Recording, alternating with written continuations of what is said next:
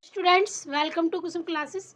तो बच्चों, आज की इस वीडियो में हम करेंगे क्लास 9th की मैथ एक्सरसाइज 2.2 का क्वेश्चन थर्ड करेंगे। ठीक है बच्चों, तो क्वेश्चन थर्ड देखिए हमारा क्या है कि सत्यापित कीजिए कि दिखाए गए मान निम्नलिखित स्थितियों में संगत बहुपद के शून्यक हैं।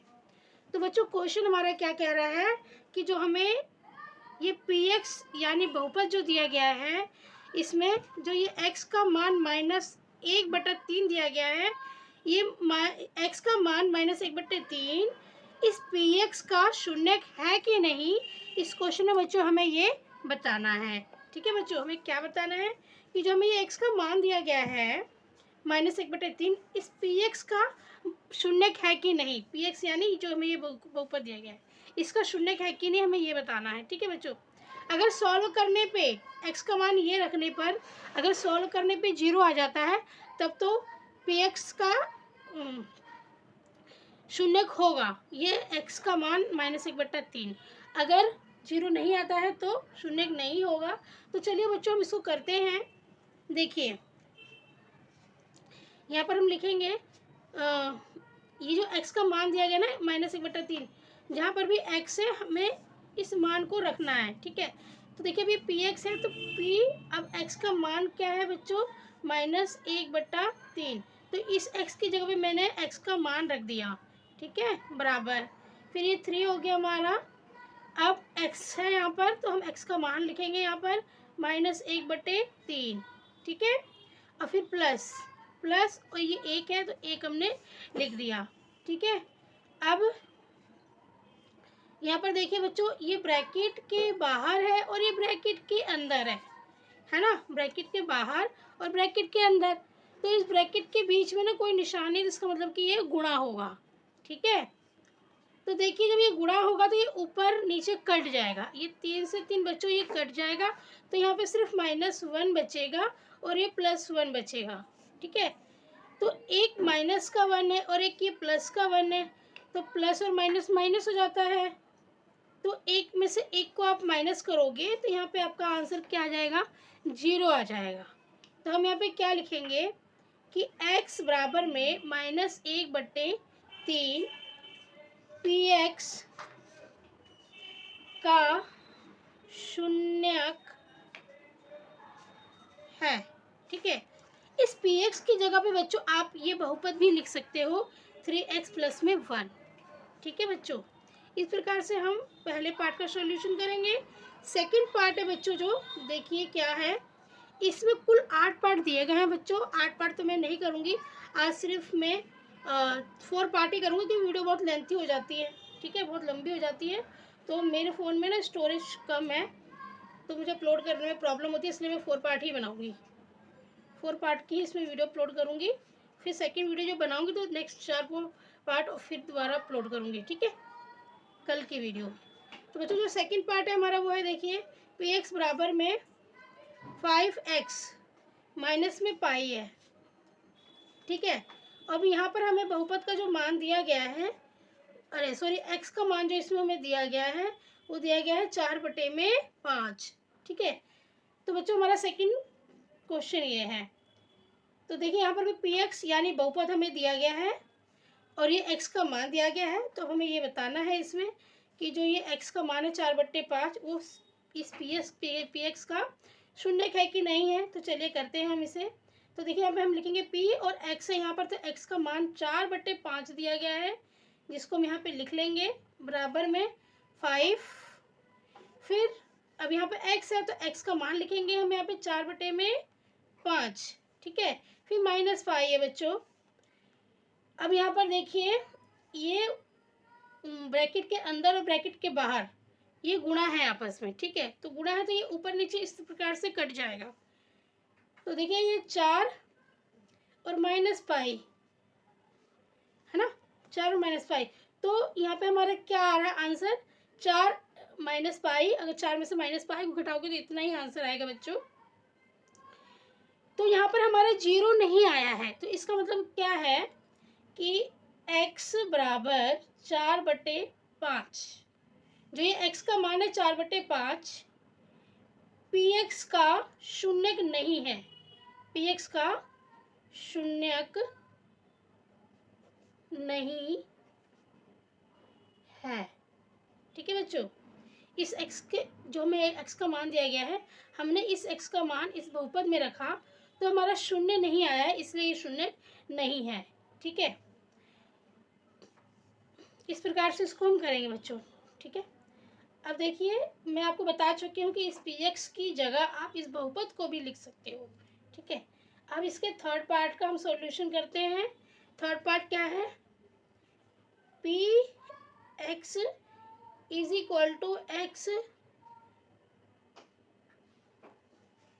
का स्क्वायर है, x का स्क्वायर फिर -1 है बच्चों, -1। ठीक है, और फिर यहाँ पर x का मान हमें एक बार 1 लेना है और फिर दूसरी बार -1 लेना है।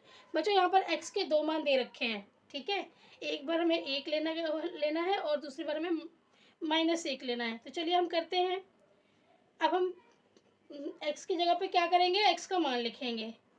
तो x का मान हमें कितना दिया गया है, 1 दिया गया है। तो पहली बार में हम 1 रख के देखते हैं। अब एक्स स्क्वायर, इसका मतलब क्या है, 1 का स्क्वायर, x का मान रख दिया, माइनस में n, माइनस में 1। फिर 1 का स्क्वायर करोगे तो 1 ही आएगा और -1 हमने सेम कॉपी कर लिया। अब बच्चों देखिए, एक प्लस का 1 है और एक माइनस का 1 है, तो 1 में से 1 को अगर माइनस करेंगे तो क्या आएगा, हमारा 0 ही आएगा आंसर, है ना। तो इसका मतलब ये हुआ कि जो ये x बराबर 1 है, इस px का बहुपद, सॉरी इस px का शून्यक है। अब -1 भी रख के हम देख लेते हैं यहाँ पर।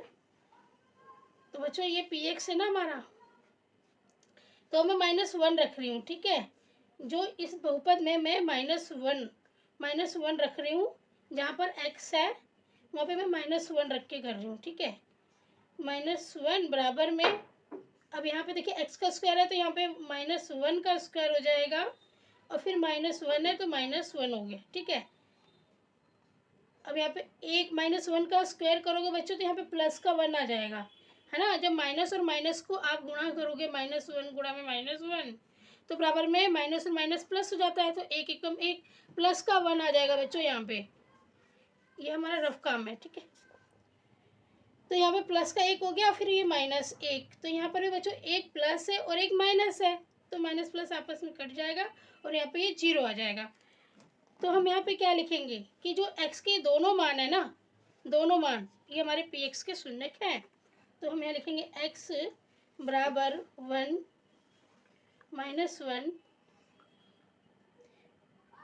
px का शून्यक है। ठीक है बच्चों, ये हमारा हो गया थर्ड पार्ट। अब हम फोर्थ पार्ट कर लेते हैं बच्चों, और ये रहा हमारा क्वेश्चन है, px बराबर में x + 1 x -2, x + 1 x -2, x का मान हमें एक बार -1 लेना है और दूसरी बार में 2 लेना है।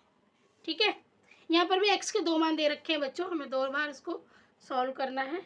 तो चलिए हम करते हैं। तो हमें यहाँ पे px बराबर x + 1 और x + 2 दिया गया, तो हमें भी इसमें हमें यही बताना है कि जो ये x का मान है -1 और 2, इस px का शून्यक है कि नहीं है। तो चलिए बच्चों करते हैं। तो x की जगह पे हम -1 रखेंगे, पहले हम -1 रख के कर लेते हैं। ठीक है, -1 इस एक x जो है यहाँ पर भी -1 रखेंगे, फिर प्लस में 1 ये है लिख दिया हमने, फिर x की जगह पे -1 फिर -2। ठीक है, यहाँ पे -2 है। अब देखिए एक प्लस का है और एक ये माइनस का है, ये प्लस का है, तो ये तो यहीं कट गया, ये आ गया हमारा 0। अब यहाँ देखिए -1 और -2, माइनस और माइनस क्या हो गया हमारा, प्लस हो गया, तो 2 और 1 3 हो गया। ठीक है, 2 और 1 3 हो गया। अभी माइनस का 3 आ जाएगा क्योंकि दोनों में ही माइनस है, तो एक माइनस यहाँ आ जाएगा। ठीक है बच्चों, अब देखिए ब्रैकेटों के बीच में कोई भी निशान नहीं था, तो इसका मतलब क्या है, गुणा होगा।